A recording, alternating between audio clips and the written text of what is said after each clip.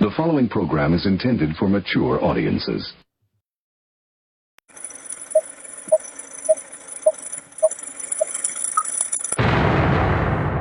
Rudy's revelation.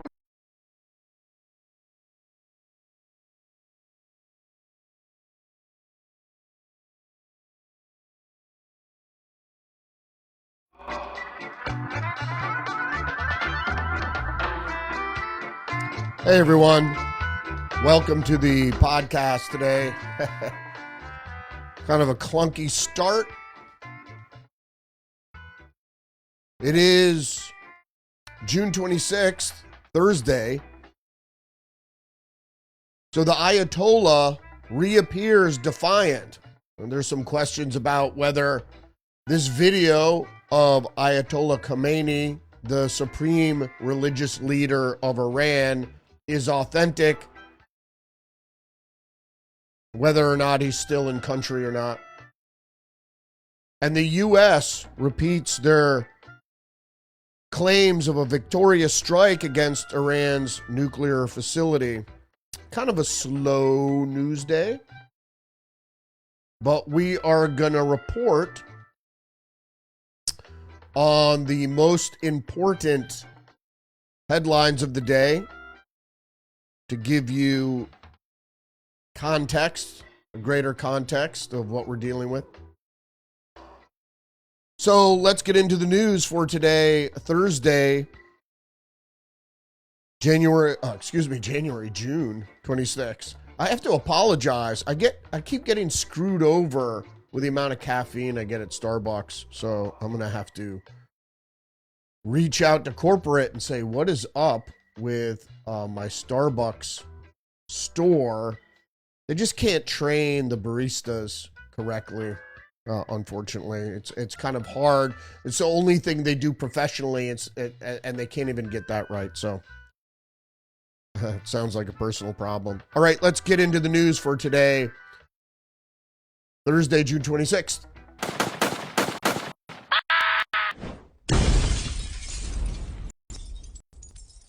All right, we're going to start out with Zero Hedge. Pentagon holds irrefutable press conference on Trump's Iran strikes after blasting the fake news in mainstream outlets, New York Times and CNN in particular, Wednesday. And of course, comments at the NATO summit. President Trump continues to set the record straight on the Iran bombings. Also, Pete Hegseth went up there and spoke as well. The reason I got into, I'm not really a morning person. The reason I got on my little tirade in the open here about Starbucks is I'm not really a morning person. I kind of need caffeine to get going, or to get sharp, I would say, to sharpen myself in the morning. Otherwise, I'm very, I don't want to say blunt, but I lack edge in the morning. It takes me almost till 11 to really be able to articulate myself correctly. So sometimes during the podcast, I just, the words come out wrong. I get words mixed up, and sometimes I'm not as articulate as I am in the afternoon. But the reasoning being for the broadcast in the morning is that's why you want to know the news in the morning. And so you have a good understanding during the day. News in the afternoon is sort of pointless as far as I'm concerned. I did work at a afternoon daily newspaper for years before it went morning for the reasons I just stated. Afternoon news is just, especially in the electronic cycle, 24-hour news, it doesn't make any sense. So that's what we're talking about today. Zero Hedge reporting again as, of course, the administration wants to paint the strikes as successful as possible. Realistically, it's in between what they're claiming and what other people are claiming. Is it's unknowable, so you can't really know. And I would suggest that you check out episode 118 of Tuesdays with Perry. We aired last night on Wednesday edition of Tuesdays with Perry. where we would discuss this at length. There's really no way to know. The only way we're really getting any information is what kind of radiation plume is coming out of those sites. It seems that they did rescue some enriched material from those sites, but some still existed. Now, what they're going to do with that enriched material and to what degree it was enriched, apparently, they only brought enrichment to 60%, which has commercial uses.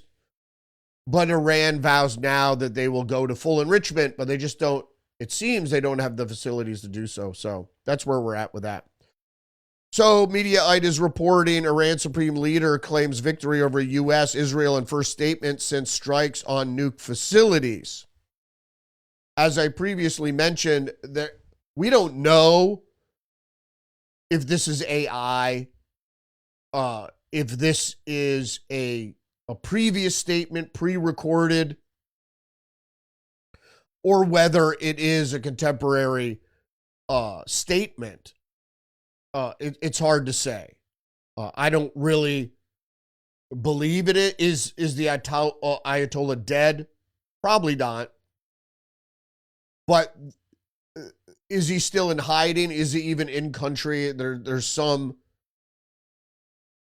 speculation that he's in Oman. There were several Iranian flights, government planes, I think 5 or 6, that seem to ferry out the religious leaders of Iran to protect the regime from assassination and from being killed by bombing, etc. So it seems like they tried to rescue the head of the regime and some of the fissile material. Where that fissile material is now, we don't know. But let's go back to this Mediaite article. The Supreme Leader of Iran has declared victory over the U.S. and Israel in a series of X posts. So he's using Elon Musk's social media platform. His first public statement since America forces bombarded several nuclear facilities with bunker-busting bombs. I offer my congratulations on the victory over the fallacious Zionist regime, Ayatollah Ali Khameni posted on X. Why this wasn't broadcast over Iranian TV, I understand that the networks in Iran were also bombed. You know, what their conditions are now, I don't really know. He goes on to say, though, my congratulations on our dear Iran victory over the U.S. regime. He added the U.S. regime entered the war directly because it felt that if it didn't, the Zionist regime would be completely destroyed. It entered the war in an effort to save the regime, but achieved nothing. This again is propaganda. Of course, it is propaganda. Iran has no victory to claim. Did it lob missiles into Israeli cities? Sure. Did it kill some Israelis? Yeah, a few. Is that a victory? No. Is the Zionist regime in danger of falling? No. Or the U.S. government? No. I mean, it's coming out with statements like this undermines the veracity of any claims the Iranians make. It was like during the first Iraq war when they were claiming victory over the U.S.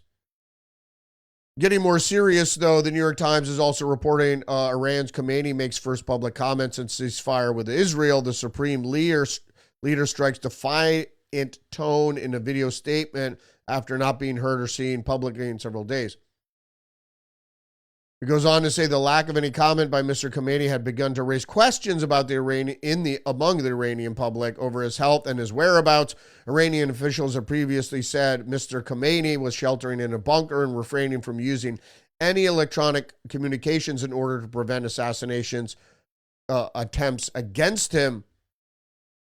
There were no clear signs from the video as to when the recording was made, leading credence to the authenticity of it being a recent video, or whether it was pre-recorded video, or whether it was AI or what have you. Mr. Khameni was seated in front of a beige curtain with the Iranian flag to his left and a photograph of the Iranian Republic's first leader, the Ayatollah Ruhollah Khomeini, hanging above him in an identical setting to the last video message he released since the start of the recent conflict with Israel. So it may have been a pre-recorded thing. Whether he's killed or not, it's just probably not wanting to be around any electronic signatures, particularly any of those electronics connected to the internet, for fear that might reveal his location. We have more news from the New York Post. Trump administration to reveal proof fake news outlet CNN, New York Times lied about damage inflicted by the U.S. strikes on Iran. President Trump has teased the release Thursday of irrefutable proof that the fake news outlets like CNN and the New York Times lied about the damage inflicted in the U.S. strikes on Iran's nuclear facilities. The problem here is that, did the New York Times lie? I don't know if the New York Times lied. The New York Times reported on a leak, an unattributed leak, while they attributed it to the Defense Intelligence Agency, but not to a certain person. So, and they didn't hedge their bets either by saying this leak could very well be an attempt at propaganda. They just reported it verbatim. So whether they lie or not is irrelevant. Story goes on to say that Trump said Defense Secretary Pete Hegseth would hold an 8 a.m. press conference at the Pentagon in honor of the great American pilots who carried out the bombings. It's unclear whether, I didn't get any update, whether those press conferences occurred at 8. These patriots were very upset after 36 hours of dangerous flying through enemy territory. They didn't fly through enemy territory for 36 hours. They flied across the Atlantic Ocean, were refueled many times, and then several hours through enemy territory. But they are B-2s, so they're stealth aircraft. But the Iranians really didn't have much of air defense anyway. They landed, they knew the success was legendary, and then 2 days later, they started reading fake news by CNN and the failing New York Times. They felt terribly, Trump said in a Truth Social post. That's all hyperbolic, realistically. The issue here is that somebody leaked during a military operation or shortly thereafter. Okay, not during a military operation, but during military offensive, which some have suggested is treasonous. What American News is reporting, Carolyn Levitt says FBI investigating leaked Iran info given to CNN. Yesterday afternoon, Charlie Hurt, while he was on Fox, suggested that the leak was treasonous and that the penalty for treason is, of course, death. The article by OAN continues to quote Carolyn Levitt. I am told by the FBI that the leak is already being investigated, and it absolutely should be, Levitt said, because this was a top secret intelligence analysis that very few people had access to in the United States government. So I understand that the FBI and the Department of Justice are already on this, as they should be. As I mentioned, it's treasonous and leaks should be investigated, certainly. But the point is that New York Times and CNN, not so much CNN, but certainly the New York Times should be, since I did consider them the bastion of journalism, but they should know that any leak is an intent at propaganda. Why would you leak it?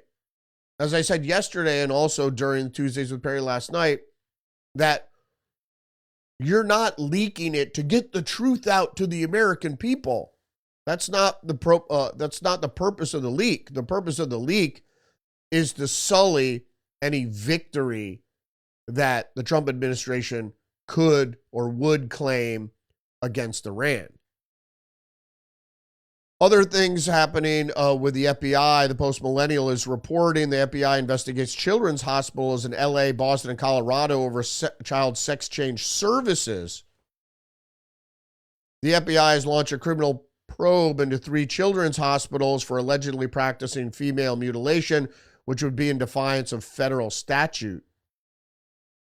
Statute isn't really a law, but in defiance of the administration, certainly.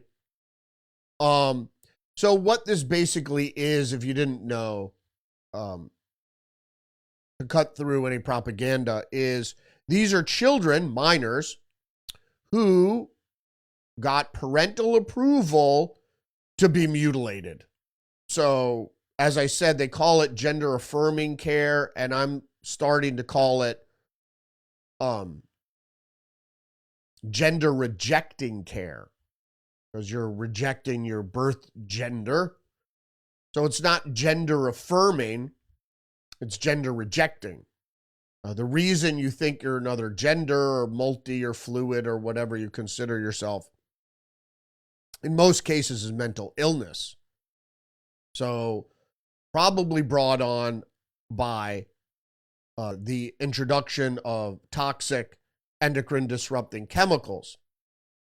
So there's the blame necessarily isn't on the individual as much as it should be on the environment that we're forced to live in. However, if you have a penis, you're a male. Now, if you're an adult, you can call yourself whatever you want or do whatever you want to your body. I'm a libertarian, so it's a free country. But if you're a child, or I should say if you're a parent of a child, and you agree with allowing your child to have these types of surgeries, in my opinion, I think that's child abuse.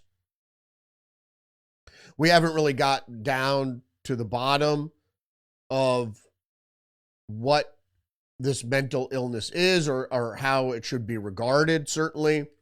There are a lot of things to consider, and the rights of people is certainly that. But I don't think young children should be allowed to distort their maturation, sexual maturation, most particularly. Story goes on to say the federal probe under the FBI Director Kash Patel's leadership comes after Attorney General Pam Bondi asserted that the Trump administration was committed to enforcing federal statutes against female mutilation in order to protect children from permanent sex change surgeries. And basically it means to protect children from permanent sex alteration or sex mutilation. Really what it is, sexual mutilation, which will have lifelong results, obviously, repercussions. Excuse me for yawning, but like I said, I didn't get enough caffeine in my coffee today. It's, some of the baristas, I look and I see the barista. The problem is I go through the drive-thru, and I should just go into the friggin' store, because when I see the barista, I should know that the coffee is going to be weak, because they don't get the recipes correct. I mean, when you're spending $5, $6 for a coffee, you should get what you want. Anyway, sorry about that. More news from the Federalist. Leftist LA area vice mayor allegedly calls on gangs to fight ICE. Wasn't really allegedly. What she said was, and this is Cynthia Gonzalez, I want to know where all the cholos are at. And the way people speak is just are at. I want to know where all the cholos are at in Los Angeles. 18th Street, Florencia. Where's the leadership at? Now that, and this woman's like 50, now that your hood is being invaded by the biggest gang there is, there ain't a peep out of you, Gonzalez allegedly says in the TikTok video, which of course has been captured for eternity. Don't be trying to claim no block, no nothing, if you aren't showing up right now trying to help out and organize. I get to this in just a second here. This other thing. So this Cynthia Gonzalez here is speaking street slang or talking like a moron, and apparently she's a vice mayor of a Los Angeles suburb or part of the city or what have you. And she's calling all the cholos out, which are gang members, and some serious gangs that have been involved in extortion, murder, etc., to try to get them to combat ICE. So, I just don't know where people's heads are at to get in with the vernacular. Understand where people's heads are. To be an elected official and to chum up with nefarious elements of your community. I don't understand. And I don't understand, since George Floyd even, that you don't want police. If you pay taxes, we don't want police because they harass people. They only harass people in high crime neighborhoods. On one hand, you have part of the community wanting their tax dollars go to clean up the city to fight crime. And then you say, well, you're rounding up the wrong people. Well, these people weren't in a gang, or they are in a gang, or they're not. They were in a gang, but they don't commit crime, but the gang commits crime. People want to live, financially, they want the middle-class lifestyle, but they don't want to live a middle-class lifestyle. The point being is that businesses can't function if they have to deal with extortion or continually be burglarized or shoplifted from, et cetera, et cetera. I have a no tolerance policy for crime. And I don't mean smoking marijuana where it's illegal, or speeding or jaywalking, or, victimless crimes, so to speak. I'm talking about violent street level crime, robberies, rapes, extortion, etc. I mean, there should be no tolerance for that, because you can't conduct business in that atmosphere. And free business is what makes you wealthy. We're going to go next to the National Review. CCP, that's the Chinese Communist Party, tied firms lobbied Nebraska legislature against foreign agent registry bill. Well, I wanted to get into something really quick here, because there are two things. Yesterday, and I think I have it today too. Yeah. I'm going to go over that PJ Media article again. In the United States has been completely infiltrated by Chinese communists.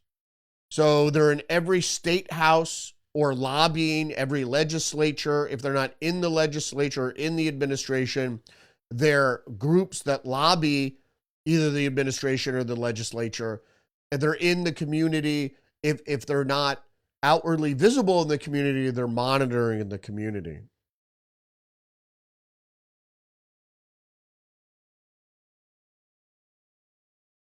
I'll get into the National Review article here from Jimmy Quinn.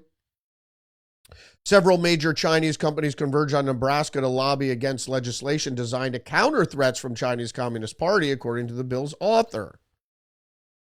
The companies lobbying against the bill include TikTok, drone manufacturer DJI, Alibaba, Smithfield Foods. Smithfield Foods? Is that Smithfield Farms as well? Smithfield Foods is Chinese. Syngenta, the Chinese-owned pesticides firm. Nebraska Senator Elliot Bostar, the author of the bill, told the National Review representatives from those firms met with Nebraska lawmakers as part of their effort. Nebraska's unicameral legislature recently passed Bostar's bill to create a register of individuals working for entities from adversary nations, which, of course, includes China. So the Chinese response is, as always, hey, we're not an adversary. We're just trying to do business with America. It's all good, man. But Chinese nationals are required to spy for the Communist Party. So all expatriates of mainland China living in this country are contacted by the Chinese Communist Party to reveal what they know. If they're not asked to actively spy, some do. If they're not asked to actively spy, and some aren't asked because they might blow the operation. They might give away their hand. And so they're just contacted to reveal what they know. So the Chinese have infiltrated a lot of the United States, as I mentioned, particularly the governors and the cabinets of the nation. Much like the WEF does or the other elite. The elite and the communists work hand in hand. I'm not going to digress too much into the conspiracy of socialism, but in a two-word explanation, it's controlled opposition. Socialism is controlled opposition to the elite, the Western elite. They developed it after the merchant class revolted against the monarchies as a way to make sure there was never a revolt against the merchant class or the corporate fascist state of government and governance in the world today, particularly in the West. But that's as much as I will digress. PJ Media reports exclusive CCP is co-opting climate activism. And I have to stay here that so have the elites, the very corporate fascism that the climate activists rail against are the one controlling the environmental movement. We've known this for some time. It's all really, the best way to describe it is protest theater, because nothing really comes out of it. And so people like Greta Thunberg and others and the no oil movement, it's all controlled opposition. The idea of controlled opposition is if you control the opposition, you make a lot of noise, but it will eclipse any real opposition. You understand what I'm saying?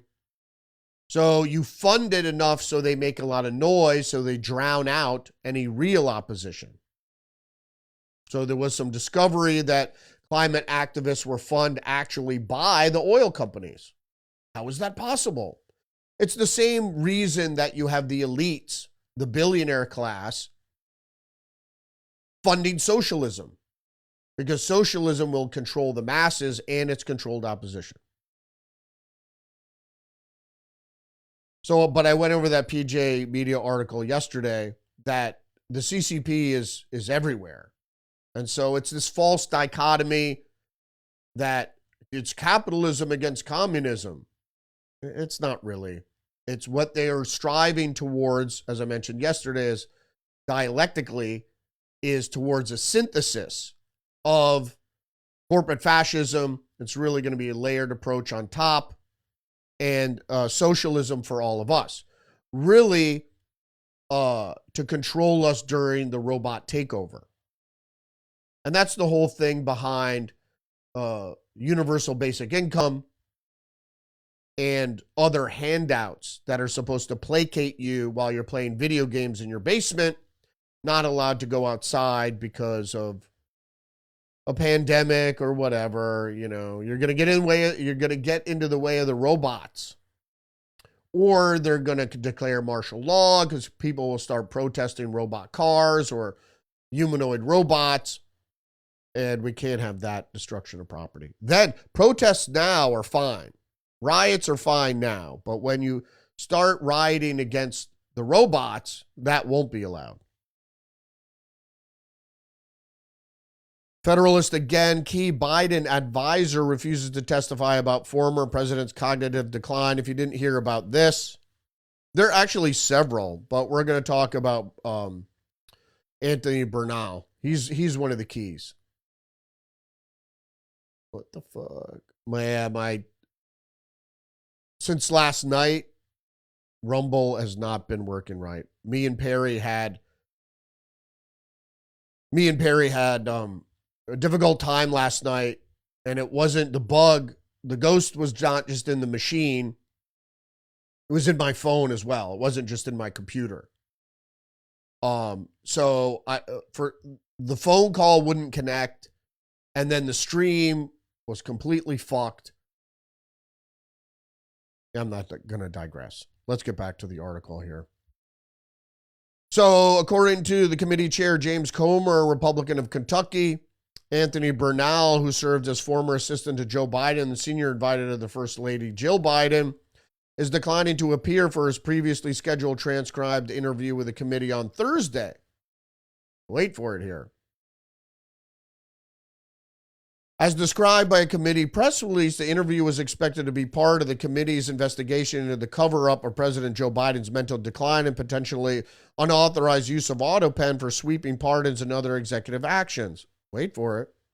According to the Oversight Committee, Mr. Bernal's legal team had previously confirmed he would appear for a transcribed interview on June 26th after being told that the Trump administration waived executive privilege for former Biden White House staffers, including Bernal, who are set to testify before lawmakers, as I just described.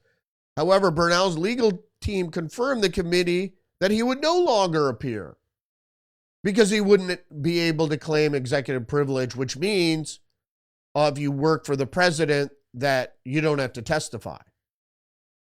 But Trump waived executive privilege for the Biden administration. Why?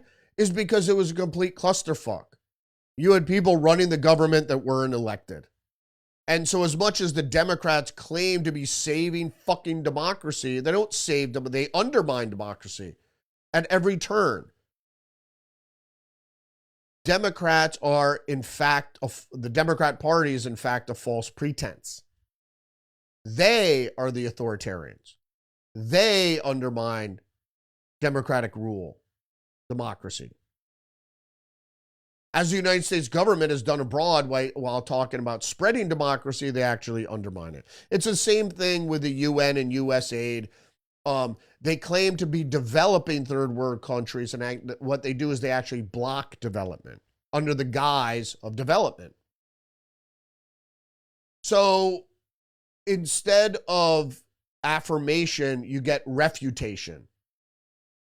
So let's take the most recent leak, for example. When you get certain information, particularly from certain people, whatever they're claiming actually refutes what they're claiming because of the way it's presented.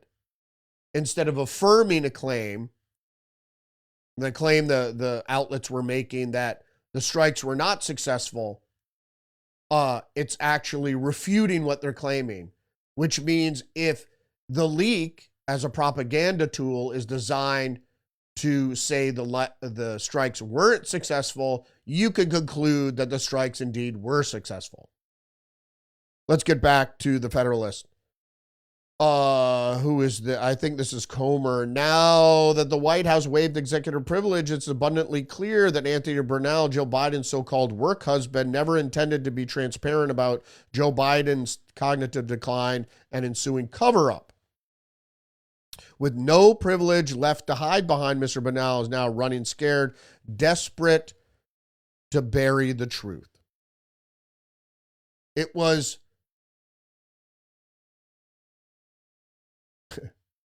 the Biden administration was run by administrators and not an elected official.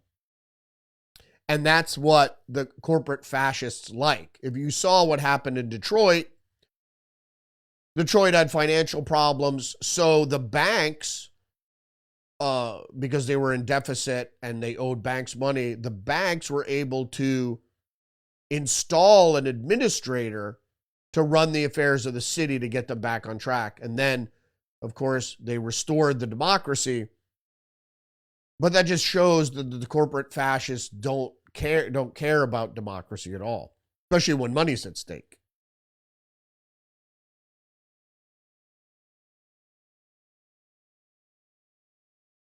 I just ran into the text from this PJ Media article.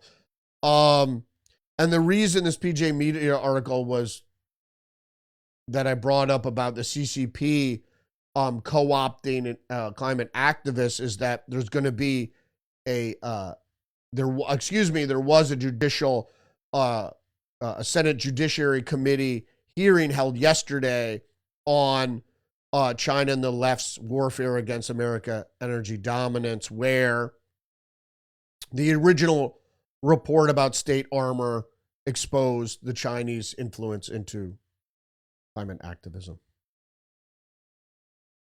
More interesting works by the administration. Just the News is reporting Treasury sanctions 3 banks over alleged cartel money laundering.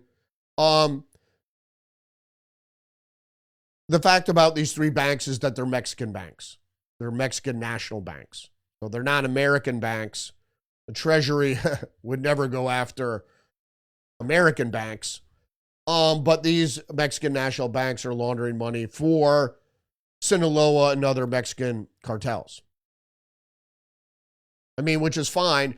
Any bank, particularly because of immigration, the cartels are involved in illegal immigration and they're laundering money through these Mexican banks. And so you got to go where the money is.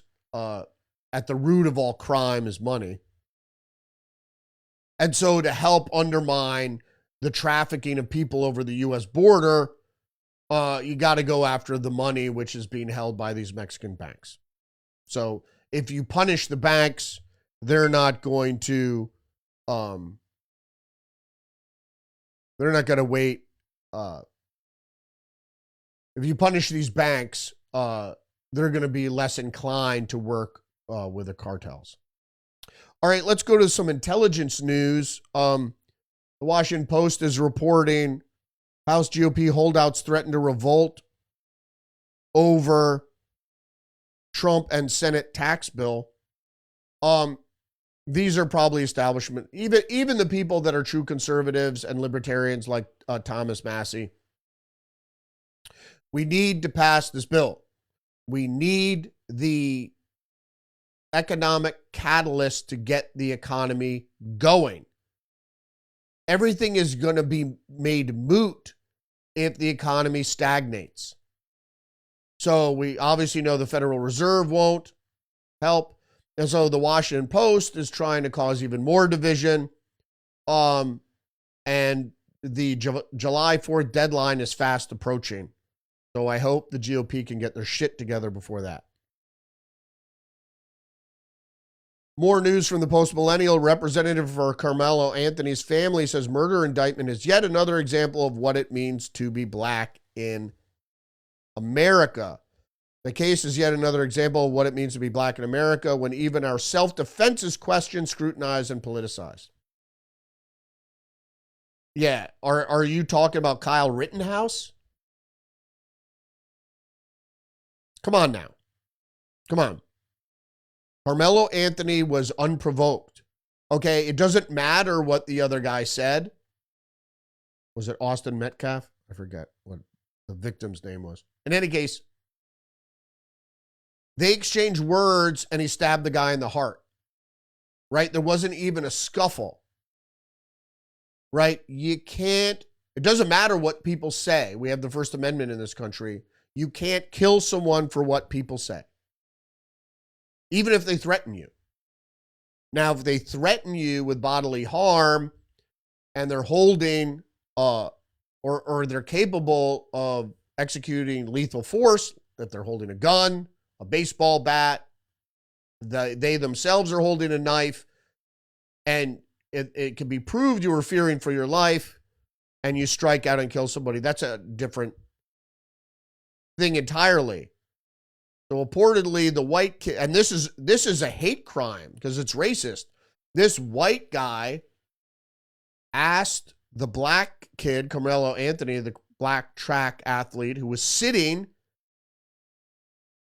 out of the rain under a shelter that was erected for the opposite team, the white kids team, to use to wait out the rainstorm. This kid said, I wanted to sit here because our team didn't bring a shelter. You know, the kid was totally in the wrong. And then, so he was called out for his wrong behavior. And so he decided to stab somebody in the heart. This is the chip on the shoulder problem with a lot of the black community in America. Slavery's over, right? You can excel. We've had a black president. There are plenty of black CEOs of Fortune 500 companies. They're very successful multi-millionaire entrepreneurs, Kanye West, and other people. You know, I'm not evoking Kanye West for any other reason that he built $1 billion merchandise company, not to mention his successful music career. Right? They're black athletes that are compensated very well. Nobody's keeping you down. They're very successful black businesses in all sorts of different industries. There's no reason to stab Whitey in the heart because he asked you to move. You're not Rosa Parks. Sorry. Those completely disparate situations at different times. You took the seat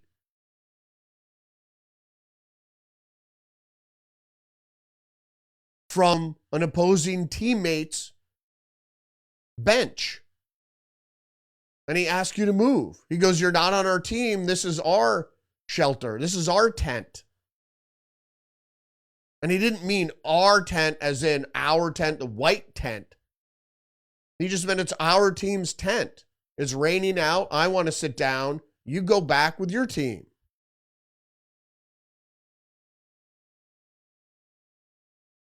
Shit, this fake racism shit pisses me off. You stabbed an innocent kid in the heart and killed him. The fuck? What is your defense? You don't have one. It's not like, even if you got into a fist fight, a scuffle, and then you pulled out the knife and stabbed him, you'd have more of a defense.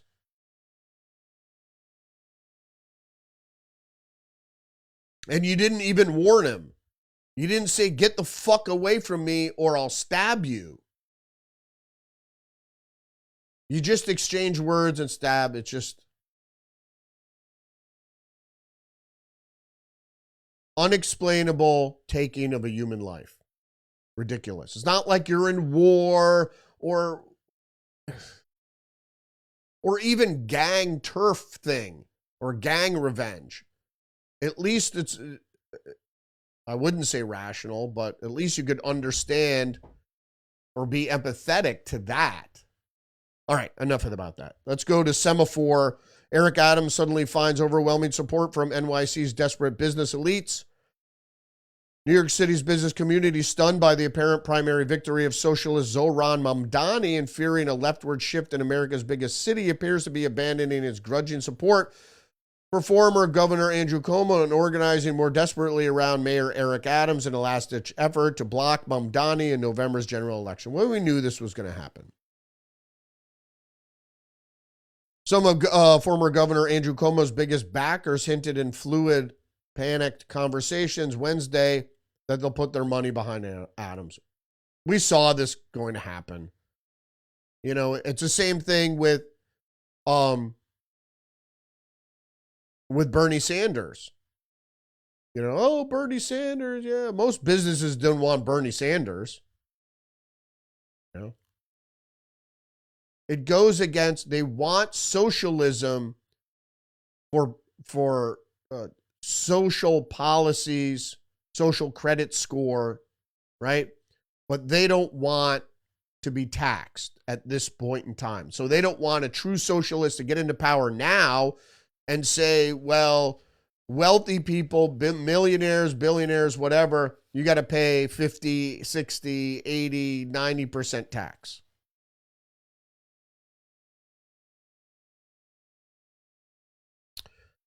New York Sun reports union pushes to extend $30 minimum wage, $30 per hour minimum wage to all Los Angeles employees. Industry group warns that $30 minimum wage rate already approved for hotel employees threatens to trigger an economic tsunami. So that's what Mamdani in New York also proposes, $30 an hour minimum wage. That's not even market rate. It's way above. So the problem is when you artificially get involved in the business balance, the best way to put it, the economic balance, the hidden hand, supply and demand type thing. If you just put arbitrary amounts on the worth, the cost of labor, you're going to upend the economy. And we see that happening in California already. Is that the way the industry responds? We have to hire fewer people and hire them part-time only. And so they get $30 an hour, but then they have to pay for their own health insurance. This is mixed in with this next CIA article from the Washington Post. World richest 1% increased wealth by 33.9 trillion since 2015, Oxfam says. This is why the Washington Post releases this article. This news has been out by Oxfam, this study, for some time. It's on the heels to explain the Mamdani win. Like I said, the rich control socialism. It's controlled opposition. That's why it doesn't matter. You want what happens when a country becomes communist, all the business owners become high-ranking party members, and they still control their businesses. And they have to give up, or they have to share ownership with the state. Do they get kickbacks? I don't know. In any case, it doesn't really work, regardless. The young people say, oh, it's never really been tried. Yeah, sure. Miami Herald, Trump administration targets Florida foster kids, migrant youth for deportations. Here's more propaganda for the simple reason is that's not what they're talking about. The Trump administration is not targeting Florida foster kids, migrant youth for deportations. They're not. They're trying to find the 38,000 to 300,000 missing migrant children that have been placed with people that aren't their parents, with foster families that have had no vetting. We just recently, in Florida, reported on the fact that 60 children were rescued that were living with young men, young illegal alien men. One girl was 14 years old and she was pregnant by her foster family, by the young men who were trafficking these young children. Mostly young preteen and teenage girls were being trafficked for sex, is the reality. But the Miami Herald reports it as federal agents on the for the lookout for undocumented immigrants to deport paid a visit recently to the offices of state-funded children's shelter in the Florida Keys, trying to find the undocumented parents of children living in the shelter. That's not true why they were there. The agents staked out the parking lot of the office building, assuming they would eventually come to visit their youngster. That is just not true. Just not true. They're looking for the foster families who are going to come claim these children that they are then going to traffic? Why are these people, why are undocumented children without their parents? They weren't separated at the border by the Trump administration. These are people that came over the border and were detained. So that would mean their parents were released from detention, which wouldn't have happened under the Trump administration. But the Miami Herald decided to report on the investigations of missing children and trying to keep them from being exploited, because the Biden administration was giving these unaccompanied minors to whomever would come and claim them. Whatever NGO would come and get them, or whoever they would come forward claiming to be their parent or guardian. That's how these young children ended up with their traffickers. Here we have more propaganda from the New York Times. A white nationalist wrote a law school paper promoting racist views that won him an award.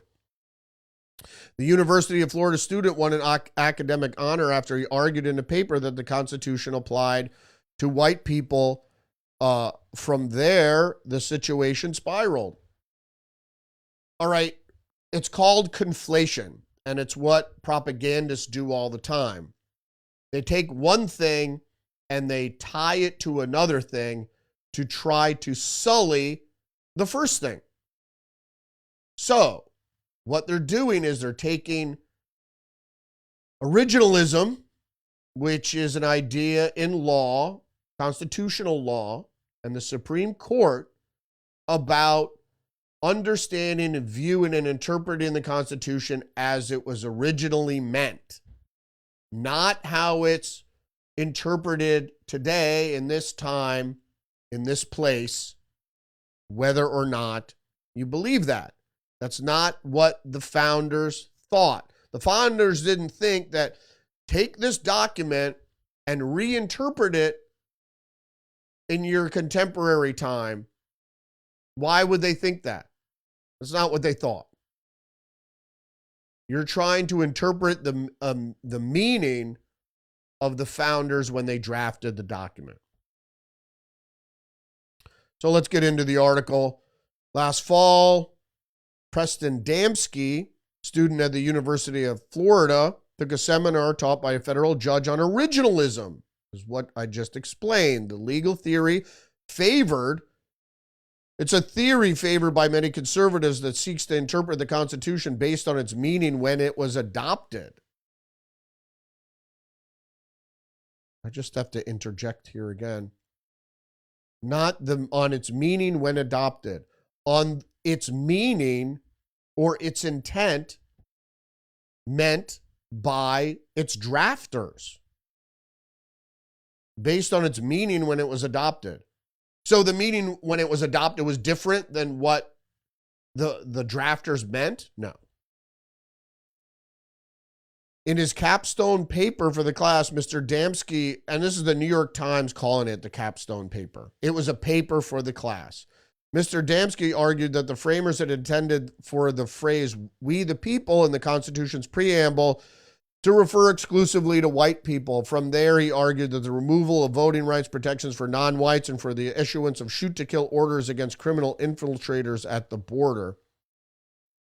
All right. So what they're trying to do is tie racist views by this student to originalism. And it couldn't be further from the truth. First of all, let's be clear that at the time in the 18th century, the framers, they were the people that weren't white in the United States were few, mostly Native American, little or none, particularly in the East, Asians, or Hispanics, because the predominant cultures came from England, the Netherlands, and France at the time of the founding of this country. later Germany, and others. The rights that were laid out in the Constitution and were understood culturally and socially at the time referred to men. Not saying that I agree with that, but at the time, women were second-class citizens. In a lot of cultures and socially, women were considered property of their men. Property not like slave property, but like a pet. That the man was a head of the household, and so his rights determine the future of the family, et cetera, et cetera. Not saying that I agree with that. That's just, it was the culture at the time. It wasn't until the women's independence movement 100 years later that women got full individual independence and rights. And I'm all for that. With this racist kid, and I think this is all part of the propaganda. Whether the kid was witting or unwitting. At the end of the semester, Mr. Damsky, 29.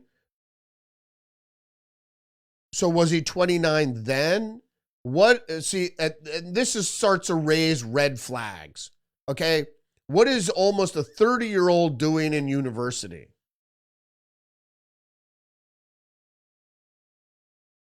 Right? Isn't he a little old for university? So it starts to raise red flags.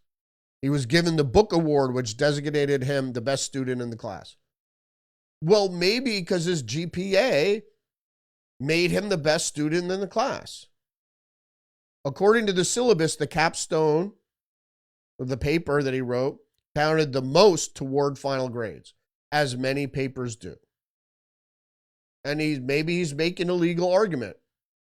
And as originalism, it would have been construed as that non-whites in the revolutionary era were not considered citizens for a variety of different factors. And so they didn't have rights. Because most of the non-whites at the time were Native American, especially in the East Coast. And the others were slaves, neither of which had rights. Now, should that be the outlook today? Of course not. But the question of how the officials should respond to Mr. Damsky, who in an interview said that they're referring to him as a Nazi, would not be manifestly wrong, is not merely academic. So there you go. The guy calls himself a Nazi, and he wrote this paper and got an award. That's not the point. The award isn't the fucking point. The award and the propaganda here in this press piece, this journalism, is to tie racism with originalism. That's why the guy, probably this friggin' 29-year-old self-professed white supremacist, took the course. To taint, the course was on originalism, to taint originalism with racist views. Case closed. Whether he was doing it wittingly or unwittingly, I don't know. Well beyond the classroom, the story goes on to say racist and bigoted views are on the rise and vying for mainstream acceptance. Bullshit. Raising questions about whether principles of neutrality and free speech over the proper and adequate responses to the threats. Then they go into Elon Musk, Kanye West, J.D. Vance.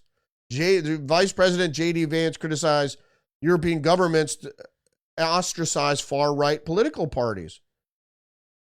The far-right political parties don't have anything to do in Germany, have anything to fucking do, or in Europe have anything to do with white supremacy. It's anti-immigrant.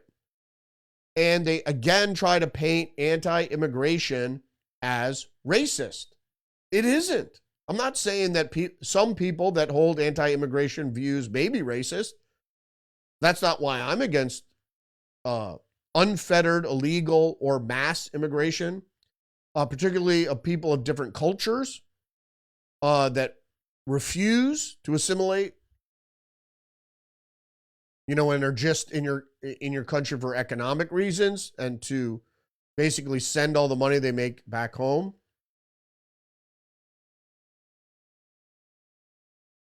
They're not only tying racism to originalism, they're trying to tie it and paint the vice president as a racist.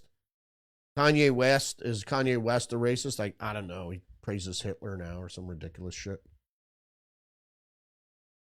Which brings us to our next, we only got a few minutes here, to our next tech review of stories here. National Review AI policy needs to keep the human in mind. This is the point, because we're all distracted with fucking racism, which is just being divisive. It's not about fucking racism, because they're going to bring this in as a post-human era of people are racist, and then it's the people that are more Luddite in their views, the neo-Luddites, are going to be viewed as being racist against robots. And that's the thing, is if you're against anything, you're an anti-robot. You know what I mean? And that's what we need to worry about, is not really each other, because we're all human. Let's find commonality. We're all human. We should be against the baby sets of our tech overlords to install the New World Order, which is anti-human because they want to get rid of the majority of population of humans. And most of the work that is done by humans will be done by robots. Hence, civilization will go on just with less humans. So the National Review story goes on, this story by Fred Bauer. An AI provision tucked into the pending One Big Beautiful Bill reveals deeper tensions within the Republican Party, and this is the problem I have with the bill. The only real problem, I didn't read the whole bill, but the one that's been publicized, and represents a potential trap for center-right political realignment. In May, the House passed a provision that would impose a 10-year moratorium on any state or local regulation on artificial intelligence. The current version pending before the Senate takes a slightly different approach. The Senate bill originally conditioned billions in federal broadband funding on states not enforcing artificial intelligence regulation. So they'd hold back monies if you impose regulations on artificial intelligence. And they must, because it's already a job killer, and it's supposed to be a job killer, and it will be a job killer. And then you're going to have to subsidize humans. Human endeavor, human life, human activity, human existence. And they'll only do that for so long before, mysterious plague comes up and kills all the people. But it'll really be more than likely not acquired illness. It'll be injected illness. Because that's one way the elite will avoid blowback, is they'll say you catch it in the air, but they're really going to give it to you through a syringe. But there's more in this subject. The Fox News is reporting effortless golf with AI smart caddy that follows you. Experience the future of golf with Robera Neo, an AI-powered smart caddy that follows and enhances your game. So although many people aren't caddies, a caddy is still a job for young people. It's an entry-level job. And the problem is the people that are affected and already are affected by AI and other robotics squeezing out jobs are entry-level jobs. They're the ones that the robots will take over first. So that includes jobs like dishwasher, caddy, other entry-level jobs like in the newsroom, you used to have interns and editorial assistants that would do things like make copies or, do minor tasks around the newsroom. Type up press releases. Those jobs are being taken over by AI. And that gets me to the next subject here by The Atlantic. They end up publishing as we know it inside Silicon Valley's assault on the media. When tech companies first rolled out generative AI products, some critics immediately feared a media collapse. Indeed, every bit of writing, imagery, and video became suspect. But for news publishers and journalists, another calamity was on the horizon. Chatbots have proved adept at keeping users locked out of conversations. They do so by answering every question, often through summarizing articles from news publishers. Suddenly, fewer people are traveling outside the generative AI sites. Or, if you use a browser, it'll always give you that AI summary. A development that poses an existential threat to the media and the livelihood of journalists everywhere. Well, The Atlantic is right in this case. Right? That only the chatbots are undermining journalism, and the summaries are undermining journalism. And so we already see the undermining of human endeavor through AI, and it's going to accelerate.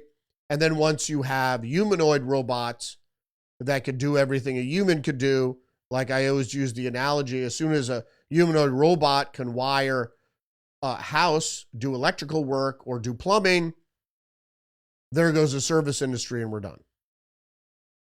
So, thanks for joining me today. Don't forget to engage the channel, like, subscribe, leave a comment, give me a thumbs up, share the podcast. Check out episode 118 of Tuesdays with Perry. Went up last night, where we talked about Israel and Iran, a bunch of different aspects of the overarching story about Israel. And we talked about the socialist Muslim poised to be the next mayor of New York City, America's largest city. And he's only 36 and has never held a real job like most socialists. Why work when the state can just pay you for living for now? Till the robots take over and then they'll kill you. All right, thanks for joining me today. Join me every day live. Stream on Rumble at 10 a.m. Monday through Friday, where I talk about all the relevant headlines. I don't talk about fucking P. Diddy, which is the people that followed that case, it might turn out to be a nothing burger. And no charge, he probably be acquitted. Because all the abuse victims had plenty of opportunity to leave. They didn't. And it seemed like, to me, that the Biden administration or the Democrats were trying to keep P. Diddy for publicly coming out against the Democrats or Kamala Harris or coming out for Trump, God forbid, after all that the liberals have done for P. Diddy and protect his nefarious lifestyle. So anyway, join me every day. Join me tomorrow morning, 10 a.m. live on Rumble. Hope to see you then. I appreciate you for joining me today. Remember, you're under attack biologically and psychologically, so keep hip to the trick. I'll see you tomorrow. Respect.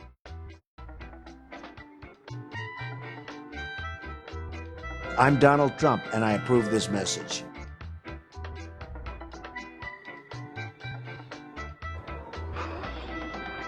You're crazy. You're crazy, man. You're crazy. I like you.